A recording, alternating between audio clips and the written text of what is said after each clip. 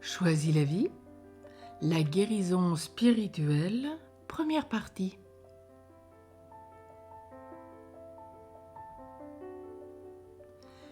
Qu'est-ce que la guérison intérieure?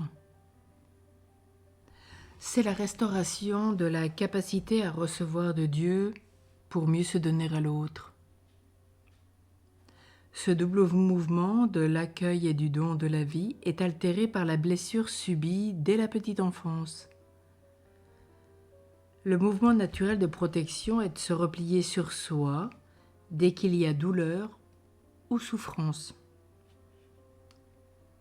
C'est ainsi que l'homme peut aller jusqu'à se couper de la relation pour éviter toute récidive de mal. Mais cette fermeture à l'autre altère sa prédisposition à aimer et à se laisser aimer de l'autre. Il a besoin d'être guéri par le Seigneur pour s'ouvrir de nouveau à l'amour et adhérer librement à sa condition d'homme, de femme et d'enfant de Dieu. Il est guéri quand l'amour est libéré de ses entraves et peut se redéployer.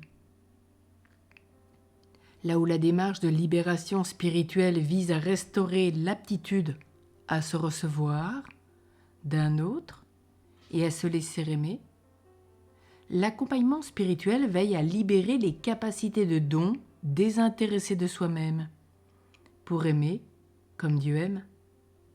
Il contribue à l'ouverture généreuse à autrui, au souci de son bien et à la croissance dans la miséricorde. La libération entraîne habituellement les personnes sur le chemin de sanctification où l'accompagnement spirituel va les guider.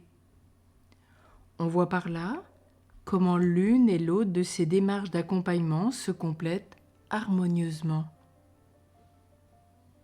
Accueillir, recevoir, constitue l'étape indispensable pour aimer et redonner dans un don désintéressé de ce qui a été reçu. Il faut cependant nuancer la réflexion, car une maman qui se donne à son enfant de jour comme de nuit pose un acte naturel qui est humain. Une personne qui livre sa vie en sauvant d'un danger son prochain pose un acte divin, qu'elle soit croyante ou non. On peut donc se donner à l'autre sans croire nécessairement en Dieu. Mais l'incroyant le prendra à son compte, tandis que le croyant reconnaîtra que c'est une grâce que Dieu lui accorde sur son chemin de sanctification. Un exemple. Un jeune homme de 18 ans était un loupard dans une petite ville de montagne, loin de toute préoccupation spirituelle. En pleine nuit, il entendit des cris de personnes qui étaient recouvertes par une avalanche. D'un élan spontané, malgré la retenue de sa mère, il sortit dans la nuit et sauva les personnes.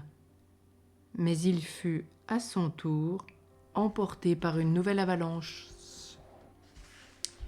On peut penser que ce jeune garçon athée posa un acte divin, sans le savoir, en prenant le risque de donner sa vie pour son prochain.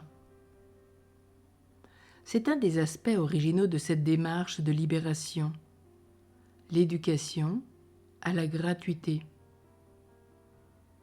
Nul ne possède qu'il n'ait au préalable reçu, car nul n'est sa propre source. Chacun est héritier et redonne à son tour ce qu'il a reçu humainement et spirituellement. La capacité à donner est dépendante de la capacité à recevoir. L'attitude naturelle de l'enfant consiste à recevoir l'amour parental qui lui est offert pour apprendre, petit à petit, à le redonner volontairement. C'est dans ce double mouvement de l'accueil et du don qu'il va apprendre le langage de l'amour. C'est pour cette raison que nous pouvons dire « on donne d'autant plus qu'on a reçu ». On reçoit d'autant mieux qu'on est prêt à donner. Consentir à cette gratuité dans la relation fait partie de l'éducation vers une maturité humaine et spirituelle. On comprend alors pourquoi la libération spirituelle s'inscrit dans ce que l'Église appelle la théologie de la grâce et de la miséricorde. Dieu est miséricorde.